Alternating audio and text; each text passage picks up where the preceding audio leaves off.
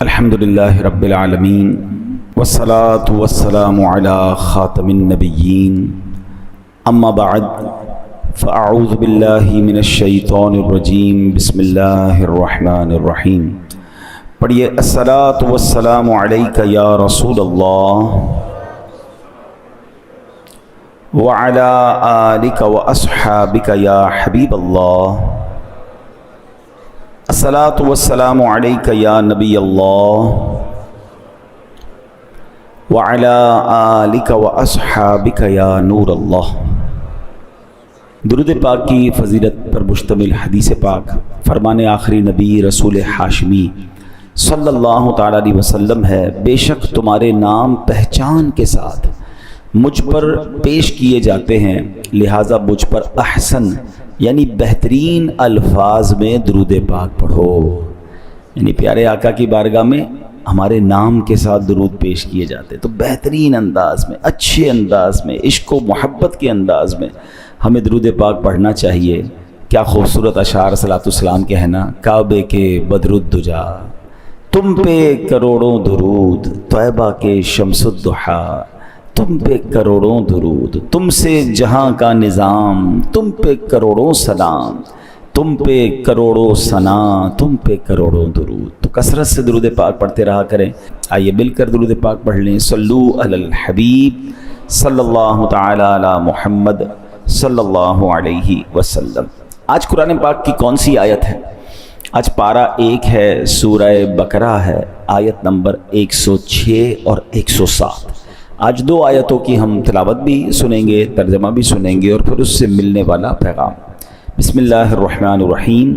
ما ننسخ من آیت او ننسها نأتی بخیر منها او مثلها الم تعلم ان اللہ علی کل شیء قدیر الم تعلم ان اللہ له ملک السماوات والارض وما لکم من دون اللہ من ولی ولا نصیر۔ آسان ترجمہ قرآن کنز العرفان۔ جب ہم کوئی آیت منسوخ کرتے ہیں یا لوگوں کو بلا دیتے ہیں تو اس سے بہتر یا اس جیسی اور آیت لے آتے ہیں۔ اے مخاطب، کیا تجھے معلوم نہیں کہ اللہ ہر شے پر قادر ہے؟ کیا تجھے معلوم نہیں کہ آسمانوں اور زمین کی بادشاہی اللہ ہی کے لیے ہے، اور اللہ کے مقابلے میں تمہارا نہ کوئی حمایتی ہے اور نہ ہی مددگار۔ آیت نمبر 106 107 پارہ نمبر 1 کی ہم نے تلاوت سنی ہے اور اس کا ترجمہ سنا۔ اب ان 2 آیات میں ایک بڑا اہم، بہت اہم مسئلہ بیان ہوا ہے، ویری امپورٹنٹ ٹاپک، جسے مسئلہ نسخ کہا جاتا ہے۔ یہ دراصل یہود کا ایک اعتراض تھا جس کا یہاں جواب دیا گیا ہے۔ یہود مسلمانوں کو ورگلانے کے لیے کیا کہتے تھے؟ دیکھو، محمد علیہ السلام پہلے کوئی حکم دیتے ہیں، بعد میں نیا حکم لے آتے ہیں، یعنی پچھلا کینسل ہو جاتا ہے، اب دوبارہ نیا آ جاتا ہے۔ تو اللہ پاک نے اس مقام پر یہود کے اس اعتراض کا جواب دیا ہے کہ یہ جو پچھلا حکم منسوخ ہوا، پچھلا حکم منع کر دیا گیا، نیا حکم قرآن میں آ گیا، اس کی وجہ کیا ہے؟ اور کیا خوبصورت انداز میں یہ بیان ہوا ہے۔ اب پہلے تو مسئلہ نسخ جو ہے، جس کو ناسخ و منسوخ بھی کہتے ہیں، کہ پہلے آیا بعد میں کینسل ہو گیا، پھر نیا حکم آ گیا، اس کی وضاحت ذرا غور سے سن لیجئے گا۔ یہ آئندہ آپ کو انشاءاللہ جو ڈسٹرب کرنا چاہتے ہیں وہ ڈسٹرب نہیں کر سکیں گے۔ اب ویسے تو یہ اتنا اہم ٹاپک ہے جو ہر بندے کے لیے آسانی سے سمجھنا مشکل ہے، کیونکہ یہ درس و تدریس کے ذریعے، یہ علم اور علماء کے ذریعے ایک لمبی بحث ہے، اور اسی کی وجہ سے بعض ملحدین، اسلام دشمن لوگ سوشل میڈیا پر آ کر بھی بکواس کرتے ہیں کہ جناب دیکھیں پہلے قرآن نے کیا حکم دیا، بعد میں حکم تبدیل ہو گیا ہے، معاذ اللہ۔ تو یہ اعتراض کرتے ہیں۔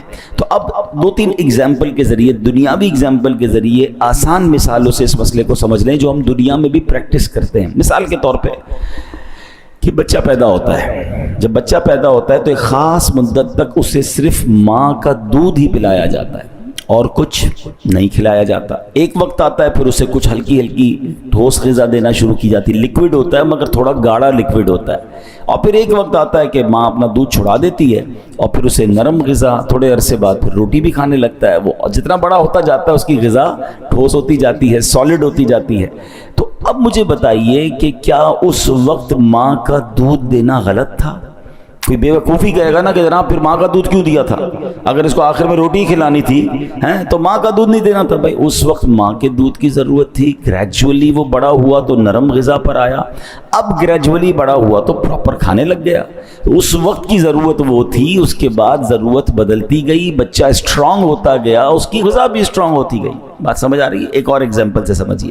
ہم ڈاکٹر کے پاس جاتے ہیں، ڈاکٹر ہماری طبیعت دیکھ کر کوئی دوائی دیتا ہے، کہتا ہے ایک ہفتے بعد دوبارہ آنا. ہم ہفتے بعد جاتے ہیں، کہتا ہے اب یہ دوائی بند کر دو، اب یہ دوائی شروع کر دو. تو کوئی بیوقوف آدمی کہتا ہے ڈاکٹر صاحب وہ دوائی پھر کیوں دی تھی، آپ نے پھر غلط تھا آپ کا فارمولا. بھائی ڈاکٹر کو پتا ہے کہ ابھی بیماری ایسی ہے کہ اینٹی بائیوٹک دینی ہے، ایک ہفتے بعد ابھی نارمل کی پوزیشن میں آ رہا ہے تو اینٹی بائیوٹک ختم، اب اور کوئی دوائی دینی ہے. ڈاکٹر جانتا ہے نا کہ ہم جانتے ہیں. اچھا ڈاکٹر پر اعتراض نہیں ہے، بلکہ کہتے ہیں ڈاکٹر صاحب بہت اچھا ہے. اچھا بعض اوقات کہتے بھی ہیں جتنی بھی دوائیں پڑی ختم، اب یہ نہیں کھائیں گے، اب دوسری کھائیں گے، کیونکہ جو ٹارگٹ اچیو کرنا تھا، جو ہماری طبیعت میں بدلاؤ لانا تھا، وہ ڈاکٹر نے 4 5 6 دن میں حاصل کر لیا. ٹھیک ہے نا؟ تو اب یہ جراثیم وہ ختم ہو گئے، بیکٹیریا ختم ہو گئے، اب وہ کسی اور طرف ہمیں لے جاتے ہیں. اللہ اکبر. جب ڈاکٹر کی بات سمجھ آ رہی ہے، اچھا اس کی بہت ساری مثالیں دی جا سکتی ہیں، لیکن میں صرف 2 ایگزامپل کے ذریعے سمجھائی جو ہم سب ایکسپیرینس کرتے ہیں. ہم سب بچے تھے، چھوٹے تھے، ہماری غذا اور تھی، بڑے ہوئے ہماری غذا بدلی. ہمارے بچے ہوتے تو ان کی غذا بچپن میں کچھ اور ہے، آگے جا کے کچھ اور ہے. تو اس وقت اس غذا کی ضرورت بھی صحیح فیصلہ تھا، بعد میں غذا کا امپروو کرنا بھی صحیح فیصلہ ہے. اس وقت اس دوائی کا ڈاکٹر کا فیصلہ بھی ٹھیک تھا، بعد میں اس دوائی یا اس فارمولے یا اس کورس کو ختم کر کے دوسرا کورس شروع کرنا بھی ڈاکٹر کا عموماً صحیح فیصلہ ہوتا ہے. تو اب میرے پیارے اسلامی بھائیوں، اب یاد رکھیے کہ رب کریم سبحان اللہ اب یہاں مثال سمجھانے کے لیے دی ہے. یہ ناسخ و منسوخ کی رب کی مرضی، وہ مالک خالق، اس کی مرضی کون سا حکم پہلے عطا فرمائے بعد میں اسے منع فرما دے. اب اس میں رب عز و جل جو ہے سبحان اللہ وہ بہت حکمت والا ہے، وہ نہایت حکمت اس کی جو ہے وہ نہایت کامل و اکمل ہے. اس نے خاص حکمت کے تحت ہمیں حکم دیا، اور اللہ اپنی حکمت کے ذریعے جانتا ہے کہ میرے بندے اس حکم پر 2 سال عمل کریں گے، جو تبدیلی ان کے اندر چاہیے وہ 2 سال میں آ جائے گی. جب 2 سال مکمل ہو گئے تو رب کریم نے وہ حکم منسوخ فرما دیا، کینسل ہو گیا، نیا حکم آ گیا. اسی کو نسخ کہتے ہیں. اس میں ہمارے لحاظ سے تو حکم تبدیل ہوا، لیکن حقیقت یہ ہے کہ جب نیا حکم آیا تو پتہ چلا وہ پرانا حکم 2 سال کے لیے ہی تھا، اس کو 2 سال ہی رب کی مشیت تھی، 1 سال ہی تھا. تو اے میرے پیارے اسلامی بھائیوں، یہ میں نے ایک ایگزامپل کے ذریعے سمجھانے کی کوشش کی ہے، ورنہ ناسخ و منسوخ کا جو علم ہے یہ علماء اس پر پوری ڈیبیٹ کرتے ہیں. یہ سمجھیے پوری ایک سائنس ہے جس کو سمجھنے کے لیے بہت وقت چاہیے. اب آتے ہیں جو بندہ درس و تدریس سے وابستہ ہو، جو قرآن کا درس دیتا ہو نا، اس کے لیے ایک لازمی چیز یہ ہے کہ وہ مسئلہ نسخ کو اچھی طریقے سے سمجھتا ہو کہ کون سی آیت پہلے نازل ہوئی، کون سی بعد میں نازل ہوئی، کس حکم کو منسوخ کر دیا گیا، کون سا حکم ابھی باقی ہے. یہ تفصیلات معلوم ہونی چاہیے، ورنہ بعض اوقات بندہ اس آیت پر بحث کر رہا ہوتا ہے، بیان کر رہا ہوتا ہے، سوشل میڈیا پہ کلپ بنا رہا ہوتا ہے جو پہلے ہی منسوخ ہو چکی ہے. تو یہ ہر بندے سے علم دین نہیں سیکھنا چاہیے جو اس نالج کا ماہر ہو. قرآن کو بیان کرنا ہر بندے کا کام نہیں ہے. اب دیکھیے الحمدللہ ہمارے پاس آپ نے دیکھا ہوگا، میں جب بھی بیان کرتا ہوں یا ہمارے امام صاحبان کرتے ہیں، وہ لکھا ہوا بیان ہوتا ہے. اگر ہم مفسر قرآن نہیں ہیں تو ہم پر اب یہ لازم ہے کہ مفسر قرآن اور صحیح العقیدہ مفتی نے جو لکھ کر دیا وہ بیان کریں. اپنی طرف سے جناب قرآن پاک کی کوئی بھی آیت کھولی اور ترجمہ تفسیر کرنا شروع کر دی، یہ تو بندے کو ہلاک کر دیں گے. اب آپ میں سے کسی کے ذہن میں سوال آئے گا کیا اس کا مطلب قرآن کو کوئی بیان کرے گا اور ہلاکت ہوگی؟ اب غور سے سنیے جو میں بتانے جا رہا ہوں. مولا علی شیر خدا کرم اللہ تعالی وجہ الکریم، ان کے علم کا عالم کیا ہے؟ ان کے علم کی تو مطلب اس کی دلیل دینے کی ضرورت نہیں، نبی پاک کا یہ جملہ ہی کافی ہے کہ میں علم کا شہر ہوں اور علی اس کا دروازہ ہے. آپ کیسے عالم تھے نا؟ سنیں مولا علی کا کیا زبردست مائنڈ سیٹ تھا. آپ مسجد میں آئے، دیکھا ایک شخص بیان کر رہا ہے، آپ اس کے پاس گئے، کیا تم قرآن کے ناسخ و منسوخ کو سمجھتے ہو؟ تو عرض کیا حضور میں تو نہیں جانتا اس کے بارے میں. تو آپ نے اس بندے کو مسجد سے ہی باہر نکال دیا. مولا علی نے اس بیان کرنے والے کو مسجد سے باہر نکالا اور کیا فرمایا؟ ہلکتا و اہلکتا، یعنی تو خود بھی ہلاک ہوا اور تو نے دوسروں کو بھی ہلاکت میں ڈال دیا. یعنی یہ اٹس ناٹ مطلب کوئی گیم نہیں ہے، یہ کوئی آسان بات نہیں ہے. قرآن پاک میں وہ احکام موجود ہیں جو منسوخ ہو گئے ہیں، اور قرآن پاک میں وہ احکام بھی موجود ہیں جو بعد میں آئے ہیں. وہ منسوخ ہونا بھی رب کی اعلیٰ شان اور حکمت کی وجہ سے، اور اب نیا جو آرڈر آیا وہ اس وقت کی ضرورت کے لحاظ سے، تو یہ ہمیں پتہ ہونا چاہیے۔ تو بہرحال میرے پیارے اسلامی بھائیو، اب ہم آتے ہیں اس آیت کی طرف جو آج بیان میں شروع بھی ہم نے سنی۔ اللہ کریم قرآن پاک میں فرماتا ہے ما ننسخ من آیت او ننسها نأتی بخیر منہا او مثلہا۔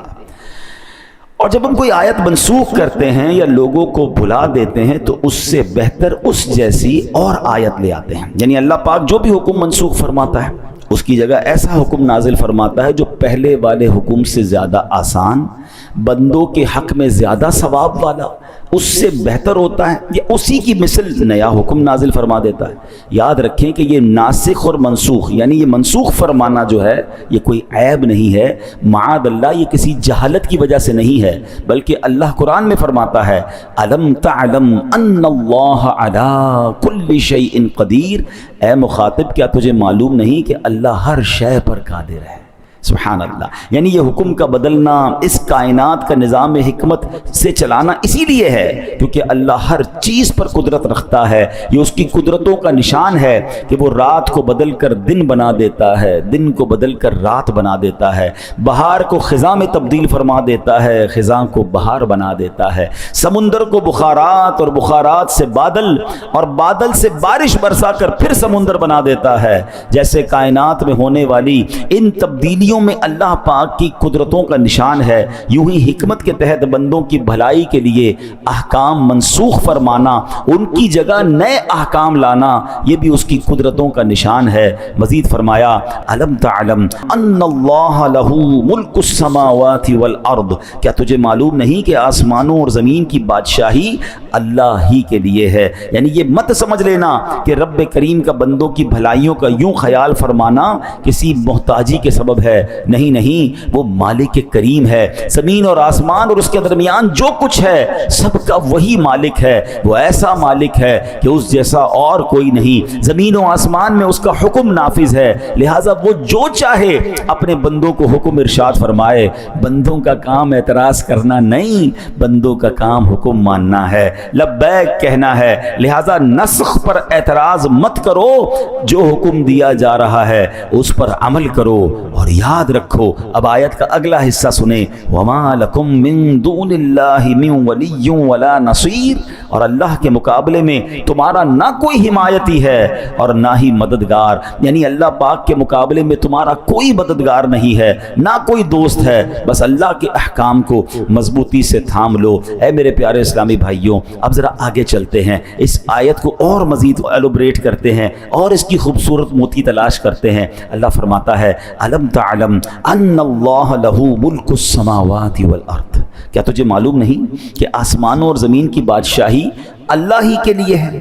میرا بھی مالک وہ عظیم و حکیم رب ہے، آپ کا بھی مالک وہی ہے، زمین و آسمان کی ہر چیز کا وہی مالک ہے، وہی مددگار ہے، وہی کارساز ہے۔ سبحان اللہ، ہم حمد کا شعر پڑھتے ہیں نا، اللہ واحد و یکتا ہے، ایک خدا بس تنہا ہے، کوئی نہ اس کا ہمتا ہے، ایک ہی سب کی سنتا ہے، لا الہ الا اللہ آمنا برسول اللہ، وہ ہے منزہ شرکت سے، پاک سکون و حرکت سے، کام ہے اس کے حکمت سے، کرتا ہے سب قدرت سے، لا الہ الا اللہ آمنا برسول اللہ۔ اے میرے پیارے اسلامی بھائیوں، اللہ کریم کی قدرت، اللہ کریم کی اس کائنات کی وسعت کیسی ہے، اب تو سائنس بھی حیران ہے۔ ہم جب چھوٹے تھے تو ہمیں پڑھایا جاتا تھا، سائنس کی جب سبجیکٹ ہوتے تھے کہ دنیا میں 8 پلینٹ ہیں، 9 پلینٹ ہیں، اچھا اس کے نام بھی ہمیں یاد تھے،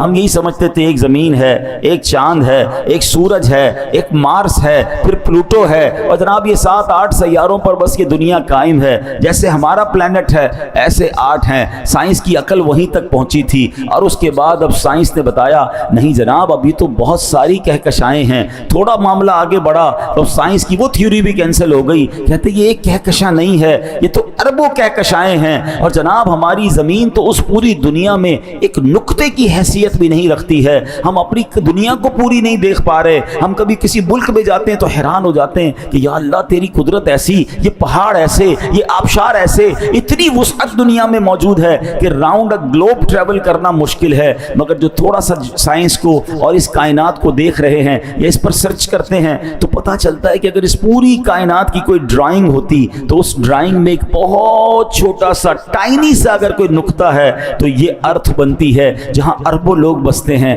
تو بتاؤ نا اس رب کی کائنات کتنی بڑی ہے، اور یہ بھی سائنس کی اب کی تحقیق ہے، ہو سکتا ہے 100 سال بعد کہیں جناب جتنا سوچا تھا یہ بھی ایک نقطہ ہے، یہ کائنات اس سے بھی وسیع ہے۔ اللہ اکبر۔ اب آئیے ایک حدیث سے سمجھیے گا کہ میرے رب کی کائنات کتنی بڑی ہے۔ اللہ اکبر۔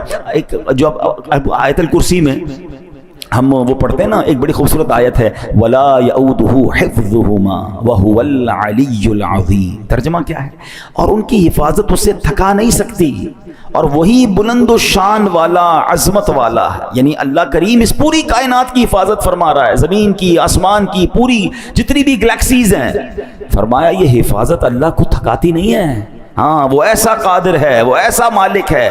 علامہ قرطبی رحمۃ اللہ تعالی علیہ نے تفسیر قرطبی میں ایک روایت ذکر کی ہے، اب ذرا غور سے سنیے گا۔ کہتے ہیں ایک فرشتہ ہے اللہ کا جس کا نام حزقیائیل ہے، اس کے 18,000 پر ہیں، اور ہر پر کی جو لمبائی ہے نا اس کی وڈتھ کتنی ہے؟ فرمایا 500 سال کی راہ ہے، یعنی 500 ایئرز۔ اگر کوئی ہارس رائڈر گھوڑا دوڑائے وہ جتنا ٹریول کرے گا اتنی لمبائی ایک پر کی ہے، اور 18,000 پر ہیں، ٹھیک ہے؟ تو اب اس کے دل میں خیال آیا کہ یا اللہ میں تیرے عرش کا نظارہ کرنا چاہتا ہوں۔ ہمارے یہاں بھی کچھ لوگ ہوتے ہیں کہتے ہیں ورلڈ ٹور کرتے ہیں، ذرا دیکھ کے آتے ہیں اللہ کی دنیا کتنی بڑی ہے، جاتے ہیں لوگ ٹریول پہ۔ اس فرشتے کو یہ شوق ہوا کہ میں اللہ کے عرش کا ایک چکر لگا لوں۔ پر کتنے؟ 18,000 پر۔ ہر پر کتنا بڑا وہ آپ نے سن لیا، 500 ایئرز گھوڑ سوار گھوڑا دوڑائے، اتنا بڑا پر جب یہ فلائی کرتا ہوگا تو سپیڈ آف ٹریولنگ کا کیا عالم ہوگا۔ اللہ اکبر۔ اب جب اس کو اجازت دی گئی تو اس نے عرش اعظم کے چکر لگانا شروع کیا۔ روایت میں آتا ہے 20,000 سال تک وہ اڑتے رہے، 20,000 ایئرز تک عرش کا چکر کمپلیٹ نہیں ہوا۔ اللہ اکبر۔ اللہ پاک نے اس کے پر ڈبل کر دیے، 18,000 تھے 36,000 کر دیے، طاقت بھی دگنی کر دی، اسپیڈ بھی ڈبل کر دی ہیں۔ اب غور کریں کتنی اسپیڈ بڑھ گئی، فرمایا مزید 30,000 سال تک وہ اڑتے رہے، مگر عرش الہی کا پورا راؤنڈ نہ کر سکے، اللہ کے عرش کو پورا کمپلیٹلی نہ دیکھ سکے۔ اللہ اکبر۔ 50,000 ایئر بعد اللہ فرماتا ہے اے حزقیائیل اگر تم قیامت تک اڑتے رہو پھر بھی میرے عرش کا مکمل چکر نہیں لگا سکو گے۔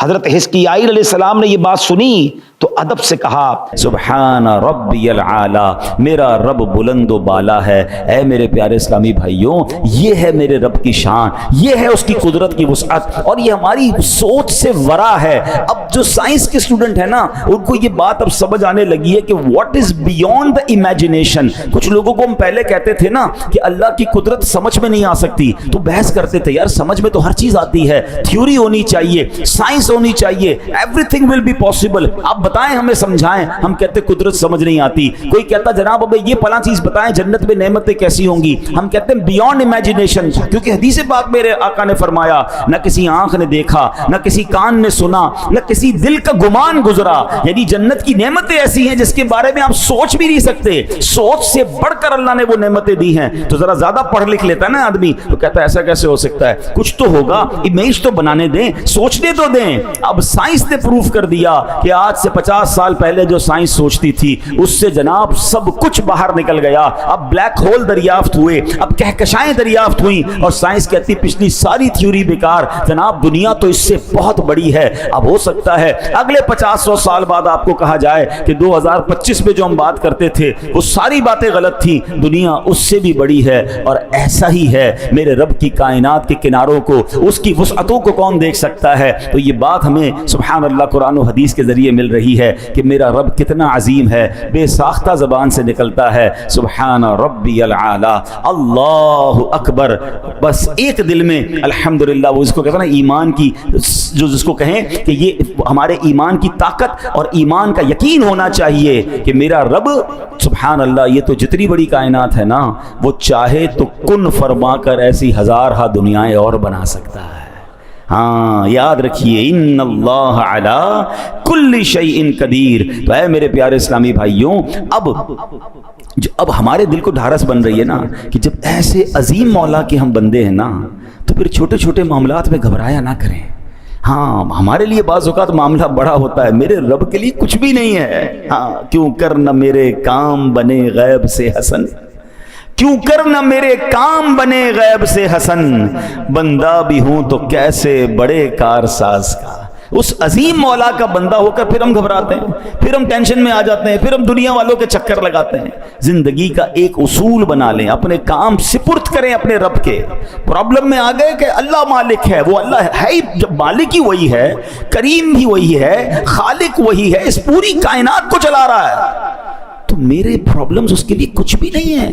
بس پرابلم یہ کہ میرا اس سے کنیکشن لوز ہو جاتا ہے، میرا رابطہ کم ہو جاتا ہے، میرا بھروسہ ہل جاتا ہے، یقین شیک ہو جاتا ہے۔ اب یقین کریں جس کا رب پر بھروسہ مضبوط ہو جائے نا، اس کے کام کیسے غیب سے بنتے ہیں۔ آئیے میں آپ کو ایک دو واقعات سناتا ہوں۔ کچھ لوگ پریشانی میں ہوں گے، قرضے میں ہوں گے، کسی ڈیفیکلٹی میں ہوں گے، گھبرا جاتے ہیں اور جناب بڑے پریشان ہو جاتے ہیں، ڈپریشن میں چلے جاتے ہیں۔ اب دو تین باتیں سنیے گا۔ جو اللہ پر بھروسہ رکھتے ہیں نا، اللہ سے مدد مانگتے ہیں، دیکھو ان کے کام کیسے بنتے ہیں۔ خادم رسول حضرت انس بن مالک رضی اللہ عنہ فرماتے ہیں، نبی پاک علیہ الصلوۃ والسلام نے فرمایا ایک صحابی بہت متقی اور پرہیزگار تھے، تجارت کیا کرتے تھے، ایک ملک سے دوسرے ملک مال لے جاتے تھے، دوسرے ملک سے مال لے کر آتے تھے۔ دوران تجارت سفر پر روانہ ہوئے تو ایک جنگل سے جانا گزر ہوا، تو ایک شخص آیا، اس نے جنگی لباس پہنا ہوا تھا، ہاتھ میں تلوار تھی، اور آپ کا سارا سامان لے لیا تجارت کا، اور کہا قتل ہونے کے لیے تیار ہو جاؤ۔ یہ سن کر صحابی نے کہا کہ مال تم نے لے لیا ہے، سارا مال لے لو، مجھے قتل کیوں کر رہے ہو، مجھے جانے دو۔ تو کہا میں تمہیں مال بھی تمہارا لوں گا اور تمہیں قتل بھی کر دوں گا۔ وہ جو شخص تھا، ڈاکو جو تھا، وہ بڑا ظالم تھا۔ اتنا کہنے کے بعد تو جب ڈاکو آگے بڑھا تو آپ نے کہا ٹھیک ہے، اب تم مجھے مارنے کا ارادہ کر ہی چکے ہو، مرنے سے پہلے میں اللہ کی بارگاہ میں سجدہ کرنا چاہتا ہوں، تو 4 رکعت پڑھنے دو۔ اس نے کہا ٹھیک ہے چلو، قتل تو کرنا ہی ہے، تو میں مال تو لے چکا ہوں، تمہاری خواہش پوری کرتا ہوں۔ وضو کیا، 4 رکعت نفل پڑھی اور سجدے کی حالت میں اللہ کی بارگاہ میں دعا کی۔ ترجمہ دیکھیں کیسا پیارا ہے، اے ودود، اے عرش مجید کے مالک، اے وہ کہ ہمیشہ جو چاہے کرنے والا ہے، تیری عزت جس کی کوئی انتہا نہیں، میں تجھے تیری اسی عزت کا واسطہ دیتا ہوں۔ اے ایسی بادشاہت کے مالک جس پر کوئی دباؤ نہیں ڈال سکتا، وہ نور جس سے تیرا عرش روشن ہے، میں تجھے اسی نور کا واسطہ دیتا ہوں۔ اے میرے پروردگار، مجھے اس ڈاکو کے شر سے محفوظ فرما، اے مدد کرنے والے میری مدد فرما، اے مدد کرنے والے میری مدد فرما، اے مدد کرنے والے میری مدد فرما۔ صحابی رسول نے گر گڑا کر 3 بار یہ دعا پڑھی، ابھی دعا سے فارغ نہ ہوئے تھے، اچانک ایک گھڑ سوار آئے، ان کے ہاتھ میں بھی تلوار ہے، اس ڈاکو کا کام تمام کیا، اس کو جناب مار کر اب وہ واپس جانے لگے۔ تو اب جب وہ گھڑ سوار جو آئے تھے، صحابی رسول کہتے ہیں آپ کون ہیں، اس جنگل میں کہاں سے آ گئے، میری مدد کیسے کی آپ نے؟ اللہ اکبر۔ گھڑ سوار کہتے ہیں میں اللہ کے فرشتوں میں سے ایک فرشتہ ہوں، 4 آسمان سے آپ کی مدد کے لیے آیا ہوں۔ ہمیں لگتا ہے کہ کون مدد کرے گا، میں تو پھنس گیا، مجھے تو گھیر لیا گیا، مجھے تو دبا دیا گیا، دیوار سے لگا دیا گیا ہے، قرضہ میرا بڑھ گیا ہے، سارے لوگ میرے پیچھے پڑ گئے، میں کیسے نکلوں گا؟ ہم کیوں بھول جاتے ہیں، کیوں کر نہ میرے کام بنے غیب سے حسن، بندہ بھی ہوں تو کیسے بڑے کارساز کا۔ پہلے یہ مانو تو صحیح میں اللہ کا بندہ ہوں، یہ ساری دنیا میرے خلاف ہو جائے، اگر رب کی مدد میرے ساتھ ہے تو کوئی کسی کا کچھ بگاڑ نہیں سکتا ہے۔ وَتُعِزُّ مَن تَشَاءُ وَتُذِلُّ مَن تَشَاءُ۔ ہمارا پرابلم یہ ہے، ہم سب کے پاس جاتے ہیں، ہم رب کے پاس نہیں جاتے۔ اچھا یہ جو دعا ہے، حضرت انس بن مالک فرماتے ہیں جو شخص وضو کرے 4 رکعت پڑھ کر انہی کلمات کے ذریعے دعا کرے جن کلمات سے اس صحابی نے دعا کی، تو وہ دعا بھی قبول ہو جاتی ہے۔ تو یہ دعا بھی آپ چاہیں تو اس کو انشاءاللہ لے لیجئے گا، اور یہ ہے اللہ سے بھروسہ کرنا اور اللہ کی بارگاہ میں دل سے پکارنا۔ تو اللہ کرے کہ ہمیں یہ بات سمجھ آ جائے۔ حجاج بن یوسف، اچھا انہی انس بن مالک کا بھی واقعہ ہے، کہ یہ عجاج بن یوسف جو تھا نا بڑا ظالم بادشاہ تھا، اس کو حضرت انس بن مالک سے ایک طرح سے دشمنی تھی کہ کسی طرح ان کو پکڑ کے معاذ اللہ ان کو شہید کر دوں گا۔ بڑے عرصے بعد حضرت انس بن مالک کو پکڑ لیا، کہ پتہ آج میں تمہارا کیا حل کرنے والا ہوں؟ تو اس نے کہا کہ نہیں، میں تو تمہیں قتل کر دوں گا۔ حضرت انس مالک کہا تو تم کچھ بھی نہیں کر سکتے۔ کہ کیوں نہیں کر سکتے؟ کہ میں نبی پاک نے مجھے ایک دعا سکھائی ہے، میں وہ دعا پڑھ چکا ہوں، تم میرا کچھ بھی نہیں بگاڑ سکتے۔ وہ دعا بہت لمبی ہے مگر اس میں ایک حصہ یہ بھی ہے جو قرآن مجید میں ہے، بے شک میرا مددگار اللہ ہے جس نے کتاب اتاری اور وہ صالحین کو مدد کرتا ہے۔ حضرت انس بن مالک نے یہ کہا، حجاج بن یوسف نے آپ کو چھوڑ دیا۔ اس کے ساتھ ہی کہتے ہیں اتنے عرصے سے انتظار کر رہے تھے کہ حضرت انس بن مالک آئیں گے، تم پکڑو گے، معاذ اللہ انہیں قتل کرو گے، تم نے ویسے ہی چھوڑ دیا۔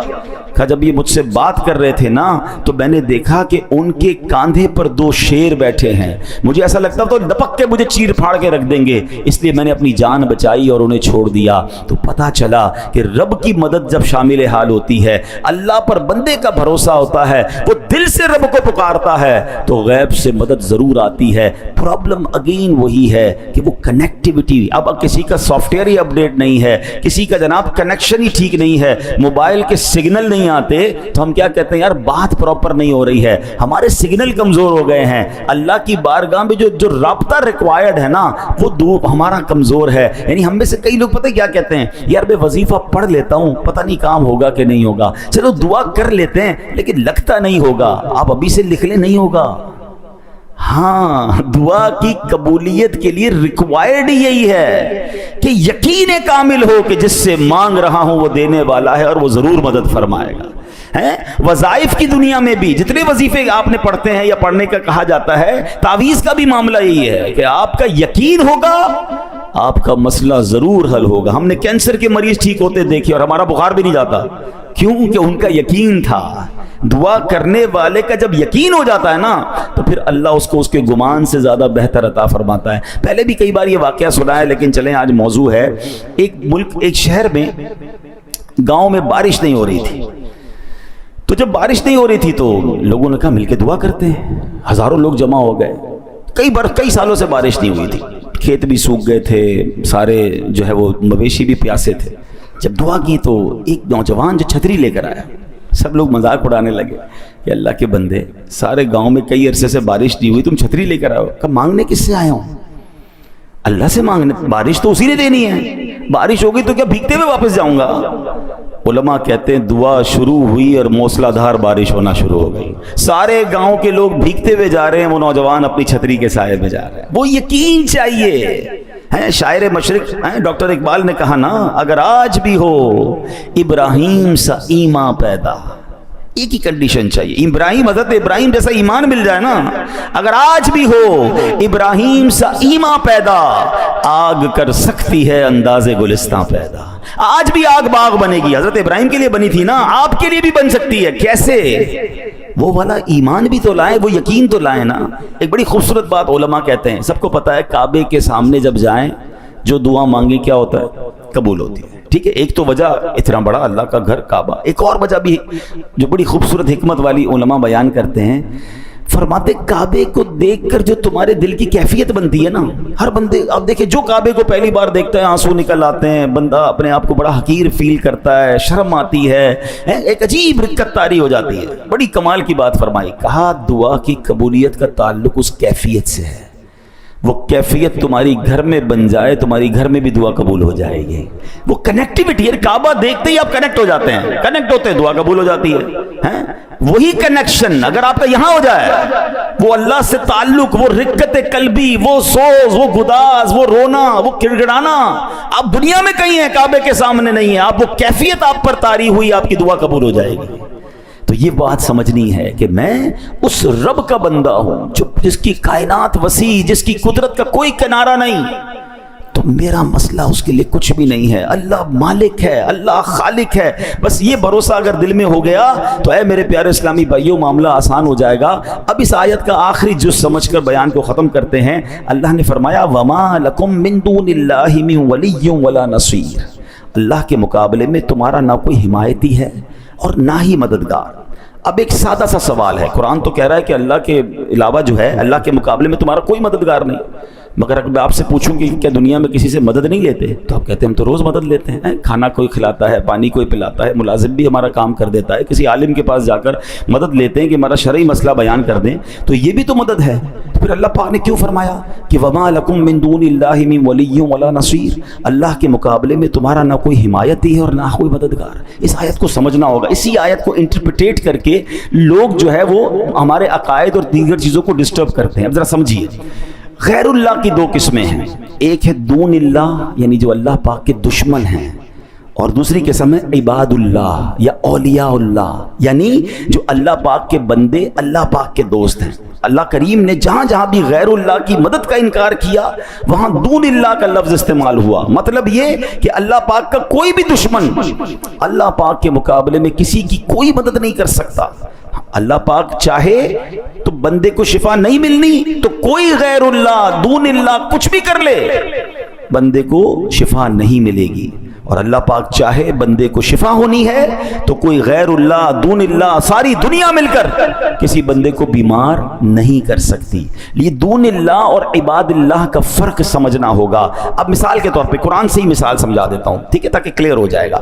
ان الذین تدعون من دون اللہ لن یخلقوا ذبابا ولو اجتمعوا لہ. اللہ قرآن میں فرماتا ہے بے شک اللہ کے سوا جن کی تم عبادت کرتے ہو ہرگز ایک مکھی بھی پیدا نہیں کر سکیں گے اگرچہ سب اس کے لیے جمع ہو جائیں. اب یہ کون ہے؟ یہاں لفظ کیا استعمال ہوا؟ دون اللہ, اللہ کے سوا ہیں, اللہ کے غیر جو اللہ کے دشمن ہیں وہ ساری دنیا جمع ہو جائے ایک مکھی بھی نہیں بنا سکتے. اسی قرآن میں اللہ کیا فرماتا ہے؟ سبحان اللہ, ایک شاندار عبداللہ کی بات ہو رہی ہے. وہ کون ہے؟ حضرت عیسیٰ علیہ السلام. اللہ کے بندے ہیں نا, اللہ کے پیغمبر ہیں, اللہ کے پیارے ہیں. قرآن فرماتا ہے انی اخلق لکم من الطین کہیئۃ الطیر فانفخ فیہ فیکون طیرا باذن اللہ. میں تمہارے لیے مٹی سے ایک پرندے جیسی شکل بناتا ہوں, پھر اس میں پھونک ماروں گا تو وہ اللہ کے حکم سے فوراً پرندہ بن جائے گی. دون اللہ کو چیلنج دیا جا رہا ہے, ساری دنیا مل جاؤ ایک مکھی نہیں بنا سکتے. اور اللہ ہی قرآن میں فرما رہا ہے کہ میرا ایک پیارا ایسا ہے کہ مٹی سے پرندہ بنا کر پھونک مارتا ہے تو مکھی نہیں پورا پرندہ بنا دیتا ہے. دس از دا ڈفرنس. وہی بات ہے کہ قرآن کی ایک آیت پڑھ کے آپ انٹرپریٹ کر دیں کہ دیکھو قرآن کہتا ہے اللہ کے سوا کوئی مددگار نہیں. بالکل اللہ کے سارے دشمن مل جائیں کسی کی کوئی مدد بھی نہیں کر سکتے, کسی کا بگاڑ بھی نہیں سکتے, مگر میرا رب اپنے پیاروں کو, اللہ اپنے حبیبوں کو, اپنے چاہنے والوں کو, اپنے بندوں کو جب چاہے جو اختیار عطا فرمائے. ہاں یہ بات ہمیشہ ماننی ہے کہ اگر اللہ کا کوئی پیارا مدد کرتا ہے, اللہ کے کسی پیارے کو اتھارٹی ہے تو وہ رب کی طرف سے ہے, اس کا اپنا کچھ نہیں ہے. شرک یہ ہوتا ہے کہ کوئی کہے جناب وہ اپنی مرضی سے عطا فرماتے ہیں, اپنی مرضی سے مدد کرتے ہیں. نہیں جناب, الحمدللہ ہمارا عقیدہ یہ ہے ہر ولی, ہر صحابی, ہر نبی وہ اللہ کا محتاج ہے, اللہ کسی کا محتاج نہیں. ہاں رب جسے چاہے اختیار دے, رب جسے چاہے اتھارٹی دے, اور یہ قرآن میں جا بجا واقعات موجود ہیں. تو اے میرے پیارے اسلامی بھائیوں, اگر قرآن کو عشق رسول, عشق صحابہ, عشق اولیاء کی نظر سے پڑھیں گے تو صحیح عقائد سمجھ آئیں گے. تو بہرحال آج کے بیان میں ہمیں دلاسا بھی ملا ہے, اللہ کتنا عظیم مالک ہے یہ بھی سنا ہے. تو اپنے پرابلمز اللہ کے سپرد کر دیں. آخر میں ایک آپ کو وظیفہ بتانا چاہتا ہوں, زندگی میں اس کو یاد کر لیں. اگر آپ کسی پرابلم میں ہیں, بیماری میں ہیں, قرضے میں ہیں, مشکل میں ہیں, ٹینشن میں ہیں, آپ اللہ کی بارگاہ میں قرآن ہی کے ذریعے یہ عرض کرنے کی عادت ڈال دیں, وَأُفَوِّضُ أَمْرِي إِلَى اللَّهِ ان اللہ بصیر بالعباد. یہ آیت کا جز یاد کر لیں اور یقین کریں, جس کو کہتے ہیں نا ٹھنڈک ہو جاتی ہے. اس کا معنی کیا ہے؟ میں اپنے معاملات اللہ کے سپرد کرتا ہوں. اللہ اپنے بندوں کو دیکھ رہا ہے. کوئی آ کے کہتے نا یار میں نے فائل جمع کرا دی ہے وزیر اعلیٰ کے پاس, میں گیا تھا گورنر کے پاس جمع کرا کے آ گیا, بھائی میری بڑی سورس ہے, میں فلاں دفتر میں اپنی فائل جمع کروا کے آیا ہوں. حالانکہ وہ فائلیں پتہ نہیں وہاں دبی جاتی ہیں, پھر بھی تھوڑی بہت تسلی ہو رہی ہوتی ہے ان کو کہ یار فائل فلاں جگہ پہنچ گئی ہے. ہائے ہائے, ہمیں تو رب خود فرما رہا ہے نا, قرآن میں یہ وظیفہ دیا ہے, وَأُفَوِّضُ أَمْرِي إِلَى اللَّهِ. میں اپنے کام اپنے رب کے سپرد کرتا ہوں. اللہ کو کہیں اللہ تھک گیا لوگوں کے پاس, کھائے دھکے, لوگ مدد نہیں کرتے, لوگ مذاق اڑاتے. ہاں دنیا والوں کو مت بتایا کرو اپنے مسائل. ہمیں لگتا ہے یہ میرا خیر خواہ ہے, میرا مددگار ہے, آپ کو چائے بھی پلائیں گے, آپ سے باتیں بھی کریں گے. آپ کے جانے کے بعد پیچھے لوگوں سے باتیں کرتے ہیں, آیا تھا میرے پاس فلاں مسئلے میں پھنسا ہوا ہے, اس کا تو یہ پرابلم ہے, اس کا تو یہ مسئلہ ہے. انجوائے کرتے ہیں لوگ. اللہ سے کہو نا، جب خالق ہی وہی ہے، مددگار ہی وہی ہے، وَأُفَوِّضُ أَمْرِي إِلَى اللَّهِ، اے اللہ میرے سارے کام تیرے سپرد کرتا ہوں۔ ان اللہ بصیر بالعباد، اللہ اپنے بندوں کو دیکھتا ہے، وہ اپنے بندوں کو دیکھ رہا ہے۔ اور آپ یقین کریں جب دل سے آپ نے اپنا سب کچھ اللہ کو سپرد کر دیا نا، کہ اللہ میری بیماری بھی تیرے حوالے، میرا کاروبار بھی تیرے حوالے، میری فیملی بھی تیرے حوالے، میرے معاملات بھی تیرے حوالے، جو مجھے ستا رہے ہیں مولا یہ بھی تیرے حوالے، میں نہیں لوں گا بدلہ مالک، میں نے سب تیرے حوالے کیا، تو جو میرے لیے فیصلہ فرمائے میرے مالک میں راضی۔ اگر تیرا فیصلہ یہ ہے کہ میں دکھ میں رہوں تو مولا میں اس دکھ میں بھی راضی۔ اے اللہ تیرا فیصلہ یہ ہے کہ میں تکلیف میں رہوں، تو خالق تو مالک، میں اس تکلیف میں بھی راضی۔